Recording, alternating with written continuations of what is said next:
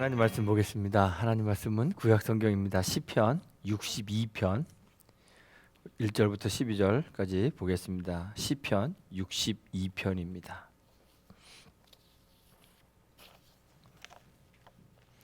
구약 성경 845페이지 시편 62편입니다.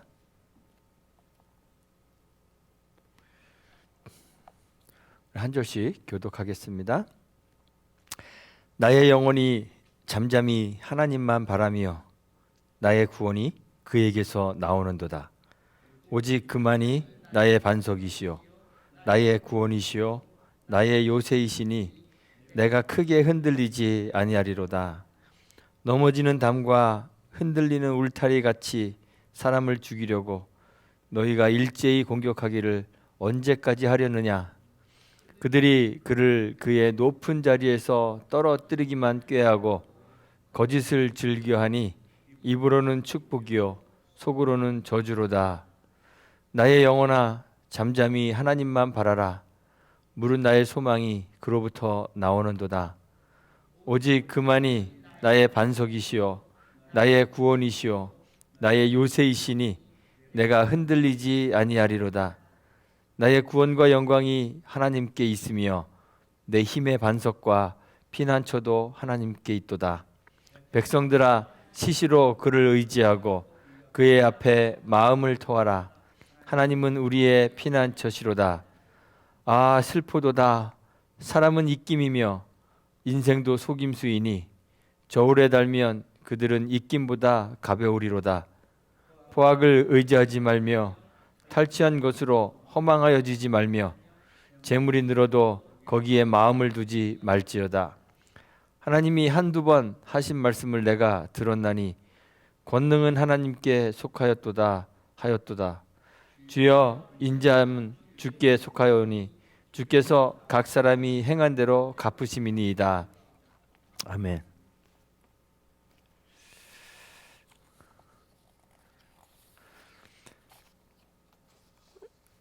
역대하 14장에 보면 아사라는 왕이 나옵니다.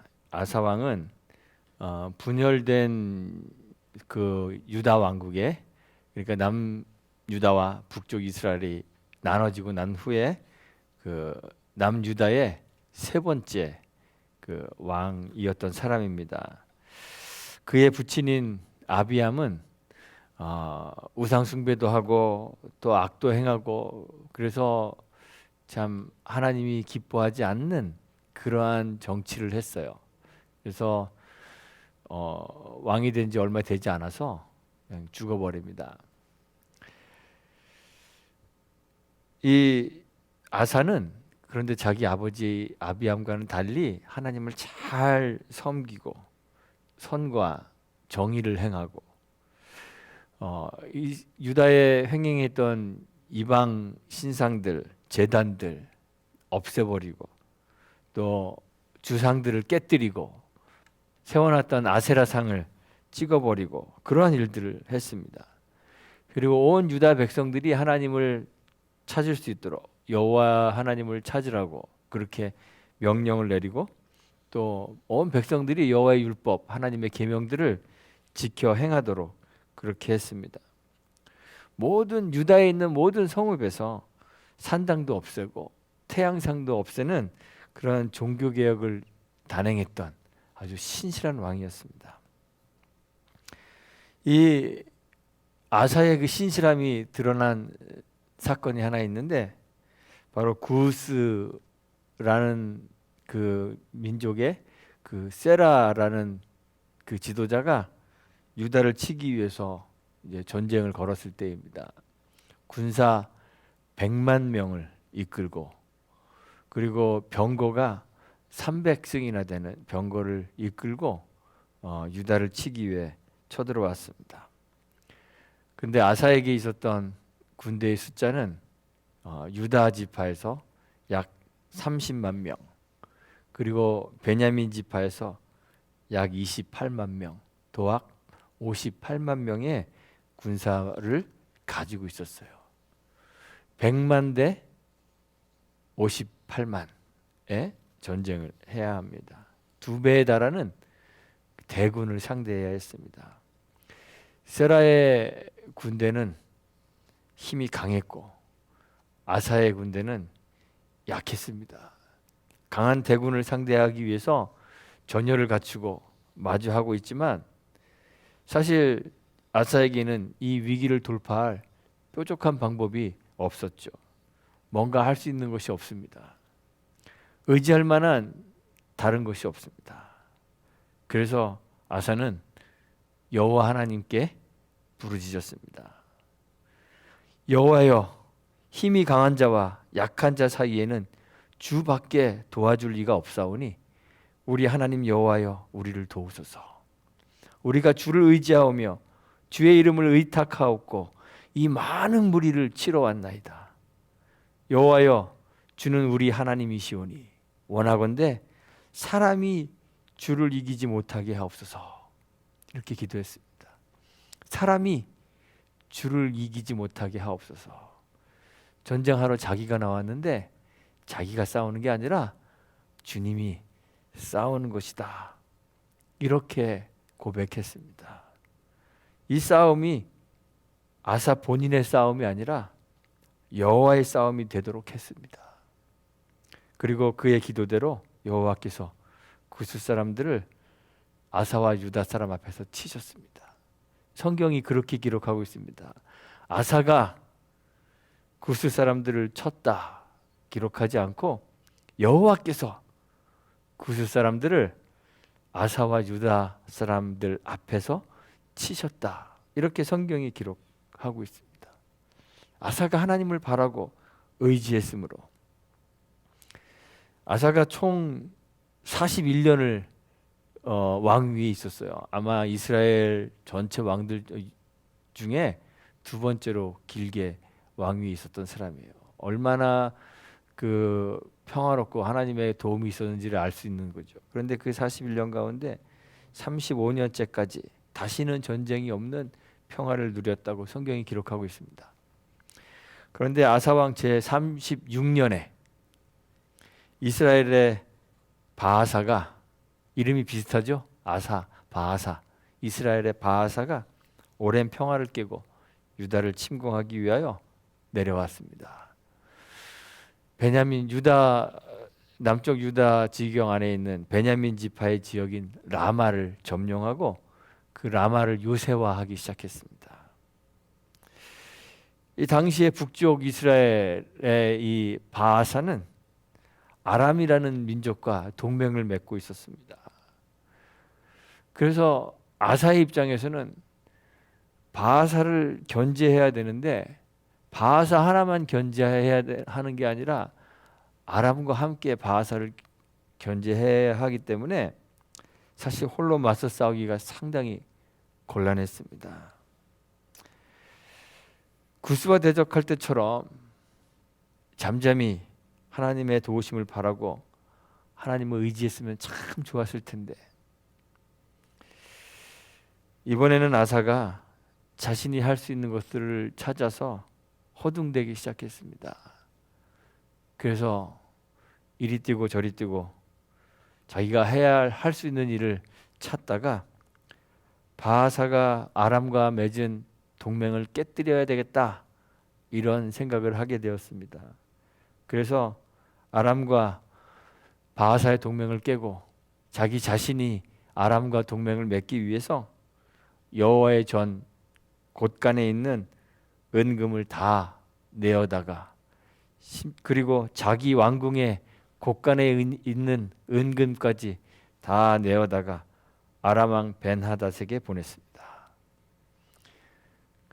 바아사와 맺은 조약을 깨뜨리고 아사 자신이 아람과 동맹을 맺어서 이 아람으로 하여금 바아사를 칠 수 있도록 그렇게 만들었습니다.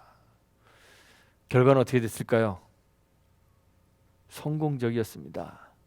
그래서 아람이 바아사를 치고 바아사는 다시 이스라엘 영토로 돌아가서 그 라마의 성체를 지으려고 놨던 그 자재를 가지고 아사가 자기 성체를 지었습니다.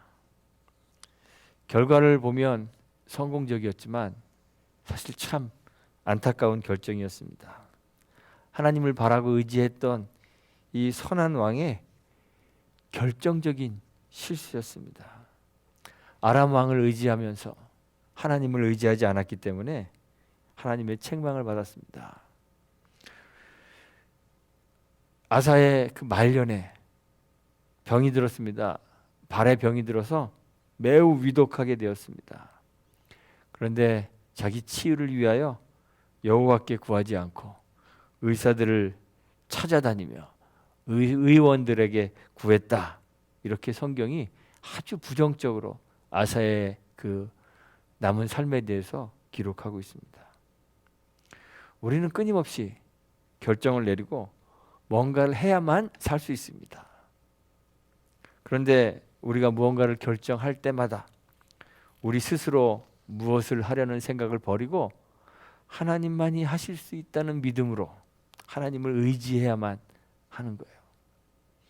하나님의 뜻과 방법이 우리의 상식이나 우리의 이성적 사고와는 많이 다르다 할지라도 그때에도 우리의 생각을 내려놓고 하나님을 의지해야만 합니다.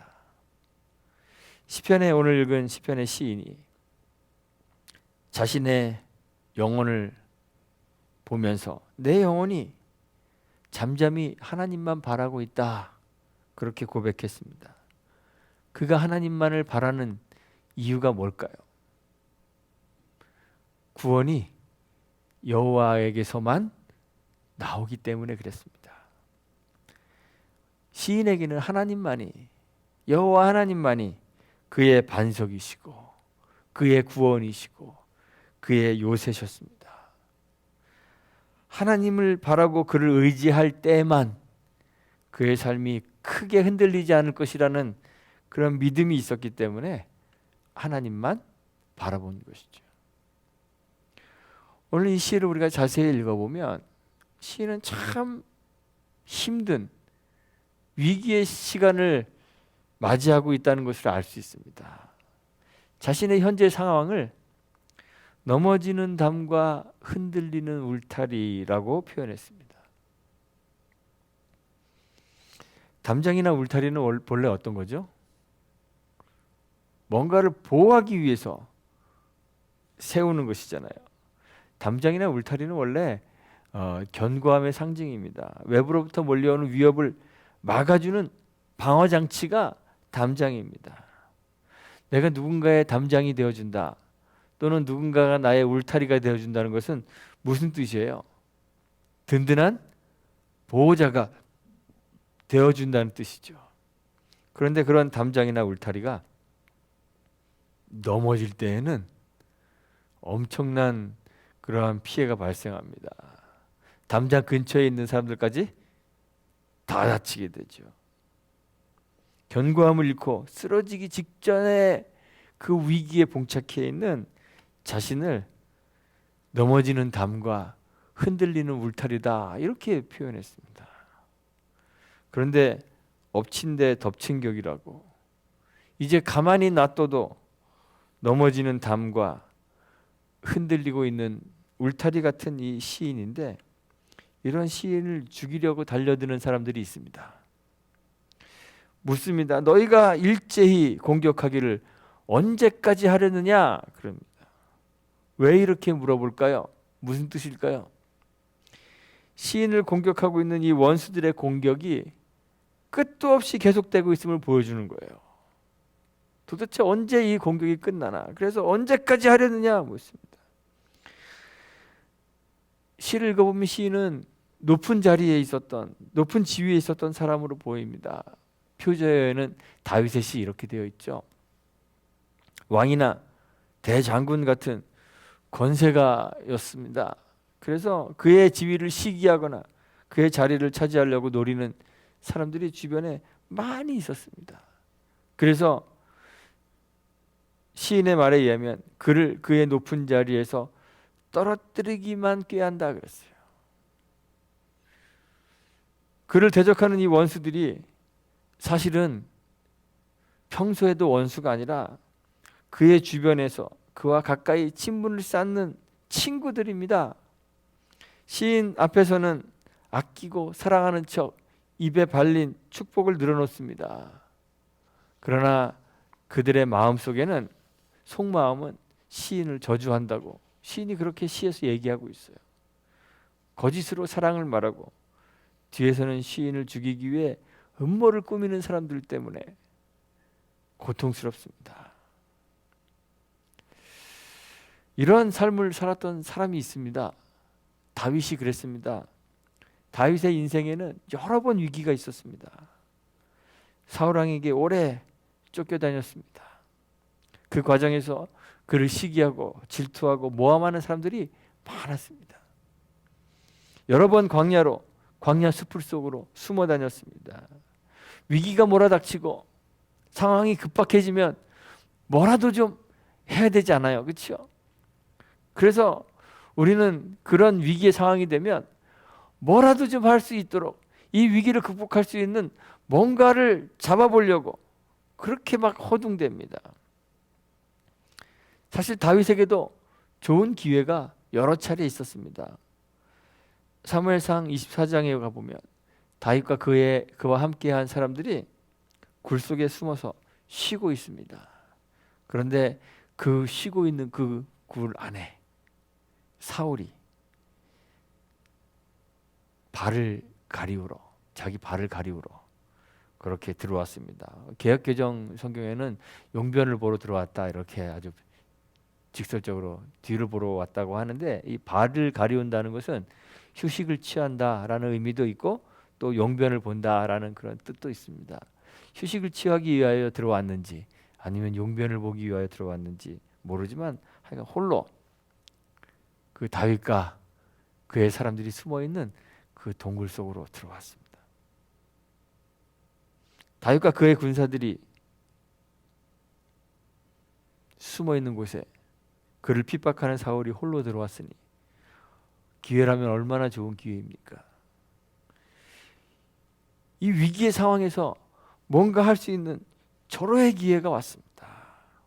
그래서 주위의 사람들이 흥분하기 시작했습니다.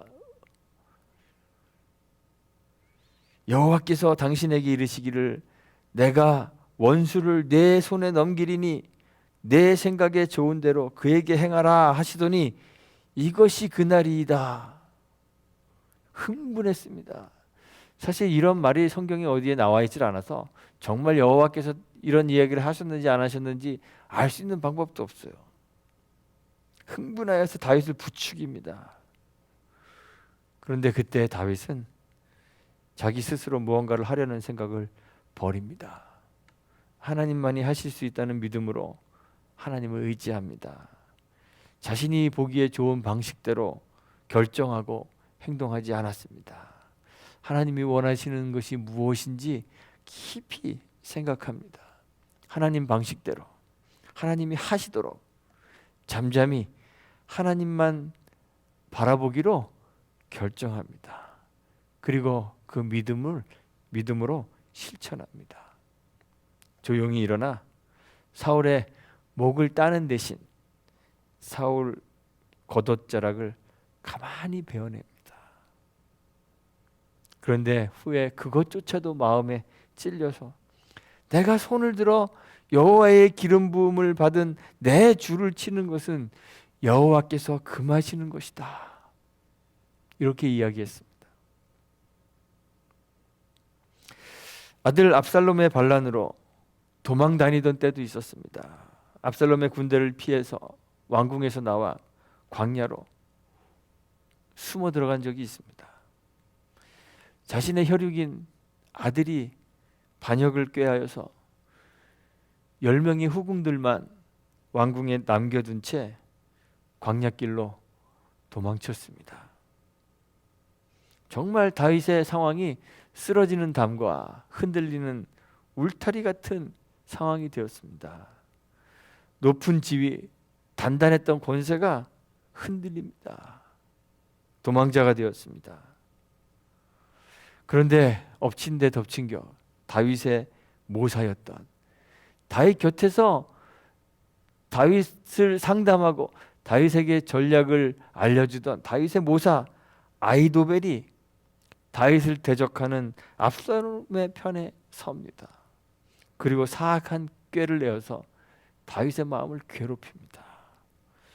압살롬으로 하여금 자기 부친 다윗의 후궁들, 예루살렘 궁에 남겨둔 10명의 후궁들을 백주대낮에 왕궁 옥상에서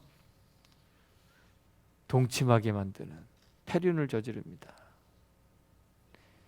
다윗의 형제 지파인 유다 지파, 다윗에게 기름을 붓고 그를 왕으로 추대했던 헤브론의 마음이 압살롬에게로 향하게 되었습니다. 반역의 동조자가 되었습니다. 도망하는 다윗을 찾아온 사람들도 있었어요. 가드 사람 이때라는 사람이 다윗을 따라 나섭니다. 그런데 다윗이 그 이때를 향해서 이스라엘 사람도 아닌 이 이때가 이스라엘의 분쟁에 휘말려 다윗과 함께 떠돌아다니는 것 참 보고 싶지 않다고 그를 돌려보냅니다. 자기 동포들과 함께, 이 가드는 블레셋 지역에 있거든요. 그러니까 너 블레셋 가드 동포들과 함께 가라고 돌려보냅니다. 은혜와 진리가 너와 함께 있기를 원한다 축복하며 이때를 돌려보내려고 합니다. 이때만 쫓아온 게 아닙니다. 하나님의 언약궤를 메고 사독이 쫓아옵니다. 모든 레위 사람들이 쫓아옵니다. 제사장 아비아달도 쫓아왔습니다. 그런데 다 돌려보냅니다. 하나님의 궤도 성읍으로 다시 메어가라고 했습니다. 위기의 순간입니다.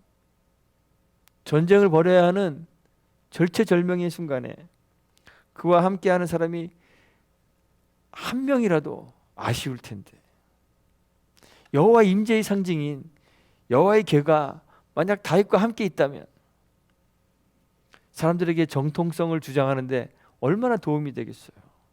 종교적 우월감을 가질 수 있잖아요. 하나님이 우리와 함께 하신다는. 그런데 다윗이 그들과 함께 여호와의 궤도 성읍으로 돌려보내며 말합니다. 만일 내가 여호와 앞에서 은혜를 입으면 도로 나를 인도하사 내게 그 궤와 그 계신 데를 보이시리라. 그러나 그가 이와 같이 말씀하시기를 내가 너를 기뻐하지 아니한다 하시면 종이 여기 있사오니 선히 여기시는 대로 내게 행하시옵소서 하리라. 그랬어요. 구원은 오직 여호와 하나님의 은혜로부터만 오는 것이기 때문에 하나님의 은혜를 구하며 그를 의지하는 거죠. 그가 취할 수 있는 여러 가지 인간적인 수단들, 그가 사용할 수 있는 종교적 우위, 군사적 우위를 취하여서 문제를 해결하려고 하지 않았습니다. 그저 잠잠히 여호와를 바라고 그를 의지했습니다. 만일 내가 여호와 앞에서 은혜를 입으면, 만일 내가 여호와 앞에서 은혜를 입으면, 소망이 여호와의 그 은혜에 있음을 고백한 거죠. 그렇기 때문에 이 시편의 시인이 자신의 영혼을 향해서 권고하고 격려합니다. 나의 영혼아, 나의 영혼아, 잠잠히 하나님만 바라라. 무릇 나의 소망이 그로부터 나오는도다. 오직 그만이 나의 반석이시오, 나의 구원이시오, 나의 요새이시니 내가 흔들리지 아니하리로다. 나의 구원과 영광이 하나님에게 있으며 내 힘의 반석과 피난처도 하나님에게만 있도다. 시인이 이렇게 노래하는 거죠. 시편 62편에는 여러 번 반복되는 하나의 단어가 있습니다. 히브리어로는 아크라는 단어인데, 이 단어는 성경에서는 진실로 또는 오직 이렇게 번역되는 단어입니다. 이 단어가 1절에, 2절에, 4절에, 5절에, 6절에, 9절에 6번이나 반복되어서 기록되어 있습니다. 1절 보면 나의 영혼이 잠잠히 오직 하나님만 바랍니다. 2절에서 또 노래합니다. 오직 그만이 나의 반석이십니다. 5절에서 다시 동일한 식구를 격려로 바꾸어서 다시 노래합니다. 나의 영혼아 잠잠히 오직 하나님만 바라라. 6절에 오직 그만이 나의 반석이십니다. 반면에 사람들을 향해서 또 이야기합니다. 4절입니다. 오직 그를 그의 높은 자리에서 떨어뜨리기만 꾀합니다. 사람이란 그렇습니다. 오직 사람들이 하는 것은 그를 높은 자리에서 떨어뜨리기만 하는 것입니다. 9절입니다. 사람은 오직 입김에 불과하며 인생도 속임수에 불과합니다. 위기의 순간이 되면 사람들이 자연적으로 의지할 만한 것들을 찾습니다. 위기를 돌파하고자 뭐라도 해야 되겠기에 허둥대며 우왕좌왕합니다. 우리나라 속담에 그런 말이 있잖아요. 물에 빠지면 지푸라기라도 잡는다. 그렇죠. 위급한 상황을 맞이하게 되면 뭐 아무거나도 닥치는 대로 뭐 잡고 늘어지게 된다는 뜻입니다. 그래서 비슷한 속담이 있습니다. 막 잡고 늘어지다 보니까 어떻게 될까요? 결국은 물 밖으로 나오죠. 그래서 물에 빠진 사람이 죽을 때는 기어 나와 죽는다. 이런 속담도 있습니다. 죽는 순간까지 살기 위해서 기를 쓰고 발버둥 치는 것이 인지상정입니다. 힘 있는 사람 찾아가 도움을 청하고 법과 정의를 살짝 어겨서라도 위기를 모면하려고 합니다. 방법이 있다면 뭐라도 한번 일단 사용해 보고 싶지 않습니까? 살아남는 것이 이기는 것이다. 그래서 살아남기 위해서 뭐라도 해보려고 합니다. 내가 죽는 것보다는 힘으로 상대를 압도하는 것, 빼앗기는 것보다는 노량물을 취하는 것, 내 걸 빼앗기는 것보다는 재물이 늘어나는 것 좋아하지 않습니까? 그러나 오늘 시인에게 그런 것들, 우리가 호들갑 떨면서 우왕좌왕 취하는 방법들에서는 절대로 구원이 올 수 없음이 시인에게는 자명했습니다. 슬프게도 사람은 입김에 불과합니다. 지위가 낮은 사람이 단지 한 호흡에 불과한 존재라면 지위가 높은 사람은 고귀해 보이고 뭔가 힘이 있는 것 같지만 그들도 역시 속임수에 불과하다고 시인이 기록하고 있습니다. 힘이 있든 없든 지위가 낮든 높든 누구든지 저울에 올려보면 nothing, 아무것도 아니라고 시인이 노래했습니다. 모두가 다 입김, 한 호흡에 불과합니다. 그래서 시인이 하는 얘기가 포악도 의지하지 말고 탈취한 것으로 허망해지지도 말고 재물이 늘어도 거기에 마음을 두지 말라고 이야기하는 거예요. 포악함, 우리의 강제력, 법적 구속력, 그러한 것들이 힘이 있는 것 같아도 저울에 달아보면 속임수에 불과합니다. 우리가 힘으로 탈취한 것들 좋아 보여도 저울에 달아보면 속임수에 불과합니다. 늘어난 재물, 그것이 우리에게 힘을 줄 수 있는 것 같아도 저울에 달아보면 그것 역시 속임수에 불과합니다. 사람은 오직 입김이며 인생도 오직 속임수라고 시인이 노래하죠. 반면에 구원과 영광은 오직 하나님께 있고 힘의 반석과 피난처도 오직 하나님에게만 있기 때문에 시인이 우리에게 권고해요. 세상의 방법들 따르느라 허둥대고 호들갑 떨지 말고 잠잠히 하나님을 바라라고.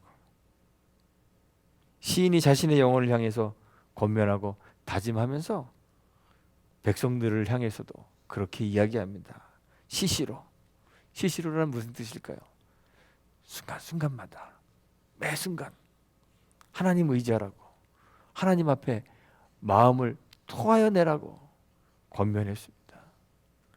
힘과 능력이라는 것이 세상 어느 것 안에도 있지 않고 오직 하나님에게만 속하였고, 인자함도 사랑도 하나님에게만 속한 것이기 때문에 우리의 구원과 소망이 하나님으로부터만 나온다고 고백하며 그 하나님 잠잠히 바라라고 우리에게 권면합니다. 죄된 세상을 살아가는 사람들 가운데 위기에 봉착하지 않은 사람이 어디 있겠습니까?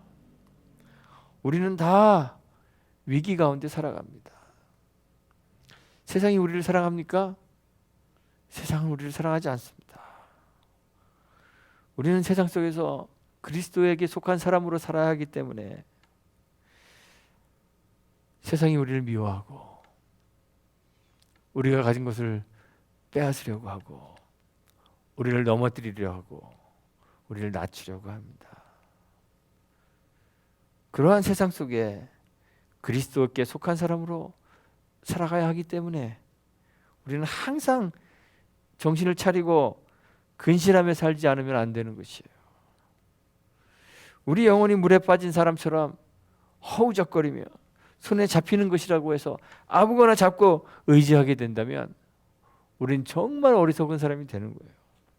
아무것도 아닌 것, 속임수에 속아서 그것에 우리의 삶을 의지하고 의탁하는 참 어리석은 사람이 되는 것입니다. 지푸라기를 잡으면 물에 뜰까요? 뜨지 않겠죠. 세상이 의지하는 것들, 사람이나 권력이나 재물로부터 오는 힘은 아무리 커 보여도 그것이 우리를 충분히 구원할 수 있을 것 같이 보여도 저울에 달아보면 아무것도 아니고 입김보다 가벼울 뿐입니다. 거기에는 구원도 없고 소망도 올 수 없습니다. 오직 하나님으로부터만 구원과 소망이 오는 것이기 때문에 시인이 잠잠히 하나님을 바라라고 요구하는 것이에요. 우리도 시인처럼 하나님은 우리의 반석이시고 우리의 구원이시고 우리의 요새로 삼기를 간절히 바랍니다. 매 순간순간마다 그를 의지하고 그의 마음에 그 앞에 우리의 마음을 토하는 우리가 되기를 간절히 바랍니다. 복잡하고 어수선하여서 뭔가를 움켜쥐지 않으면 살 수 없을 것 같은 이 위기의 세상 속에서 시인처럼 잠잠히 그를 바라는 믿음의 사람들이 다 되시기를 주님의 이름으로 축원하고 부탁드리겠습니다. 함께 기도하겠습니다. 하나님 감사합니다. 우리를 사랑하시는 주님, 세상의 그 어느 것보다 든든하고 안전한 우리의 피난처가 되어주시니 감사합니다. 주님만이 우리의 반석이시며 구원이시며 요새이시오니 이 고통 많은 세상을 사는 동안 우리의 영혼이 우왕좌왕하지 않고 주님을 늘 의지하여 잠잠히 하나님만 바라며 살 수 있도록 도와주옵소서. 무슨 일을 만나든지 주를 의지하며 주님 앞에 우리의 마음을 토하여 내며 주님의 보호를 받는 사람들이 될 수 있도록 은혜 베풀어 주옵소서. 예수님의 이름으로 기도합니다. 아멘.